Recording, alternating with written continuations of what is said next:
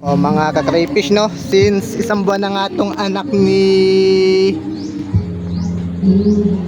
sino to?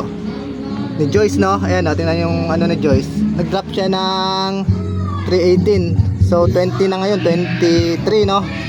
Yan. Ganito nga palang ginagawa ko pagka mag-check ako ng mga nandito sa laptop. Eto, yung tubig niyan, eto, sasali ko yung kagaya nito. Iniwalay ko na siya. Yan. Hanggat maaari, magsasorting na rin tayo, no?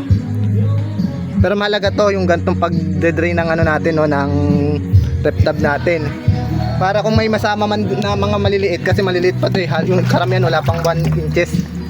Masasala siya ng net, no? Ayan, no? Pati mga isda at saka yung mga butete na pwede natin pakain sa crayfish.